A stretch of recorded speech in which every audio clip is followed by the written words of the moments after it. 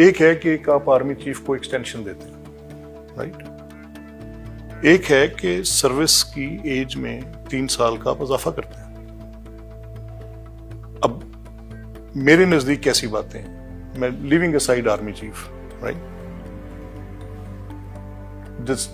the service bill of pensioners is increasing than the ones those who are in service.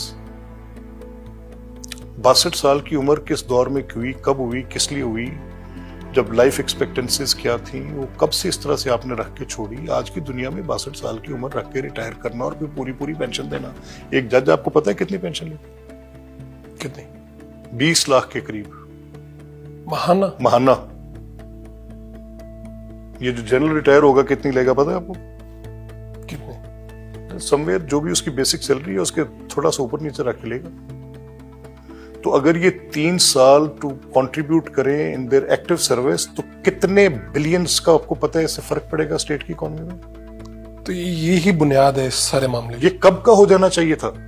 तो जब आप इतने बड़े फैसले करने जा रहे हैं, जब आप ये फैसला कर रहे हैं कि जजेस की अपॉइंटमेंट एग्जीक्यूटिव का इख्तियार है और ये इख्तियार वेस्ट में बड़ी एग्जांपल्स दे के बात कर रहा हूं, यूनाइटेड स्टेट्स में ऐसे है, यूनाइटेड किंगडम में ऐसे है, 90% ऑफ द यूरोप में ऐसे, और जिनके पास ऐसे नहीं है उनकी पार्लियामेंट के पास वो इख्तियार किस तरह है कि उसमें एग्जीक्यूटिव उसमें क्या रोल प्ले करती है।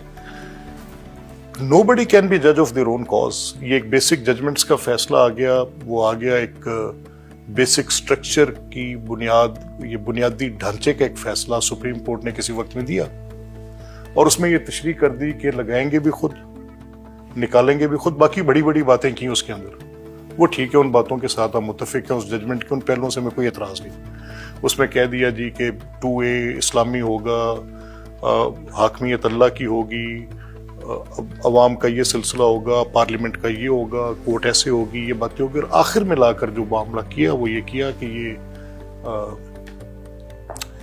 लगाएंगे भी खुद, निकालेंगे भी खुद।